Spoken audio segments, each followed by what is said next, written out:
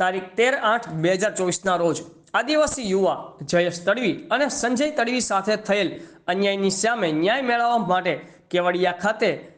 જઈ રહેલા આગેવાનોને તાપી જિલ્લાના ઓટા 4 રસ્તા પાસેથી પોલીસ દ્વારા ડિટેઇન કરવામાં આવ્યા હતા, જેમાં મહારૂઢી ગ્રામ સભા નવસારી જિલ્લા અધ્યક્ષ રમેશ પટેલ, માજી તાલુકા પ્રમુખ યુસુફ ગામિત, ધરમપુર તાલુકા પંચાયત આદિવાસી અપક્ષ સદસ્ય કલ્પેશ પટેલ, વ્યારા નગરપાલિકાના કોર્પોરેટર જોનિલ ગામિત, નીતુભાઈ ગામિત, કુમવા બોરડા આદિવાસી અગ્રણી ગણેશ વસાવા, મોગવણ સરપંચ યજ્ઞેશ ગામિત, કનાડા સરપંચ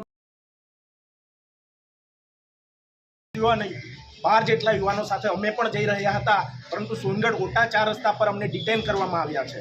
મને એવું લાગી રહ્યું છે કે સરકાર પોલીસને આગળ કરીને લોકો પર જે અત્યાચારો થઈ રહ્યા છે, અત્યાચારોને ડામવા માટે આવી રીતે પોલીસનો ઉપયોગ કરે છે એવું મને લાગી રહ્યું છે। આ સમયે આદિવાસી સમાજને તમે શું સંદેશ આપવા માંગો? આદિવાસી સમાજને એ જ કહેવા માંગીએ છીએ કે આપણે હવે ધીમે ધીમે એક સાથે બધી લડાઈઓ લડી રહ્યા છે, તો કાયમ એક સાથે રહીએ ને આદિવાસી સમાજ સિવાયના સમાજના લોકોને પણ કહેવા માંગીએ છીએ કે આવી રીતે કોઈ પણ સમાજના યુવાનોને ઢોરમાર મારીને મૃત્યુનો ઘાટ ઉતારવું જોઈએ ન જોઈએ, કારણ કે માણસ છેલ્લે માણસ જ હોય છે। આવી રીતે કોઈ પણ વ્યક્તિને મારીને મારી નાખવો જોઈએ નહીં।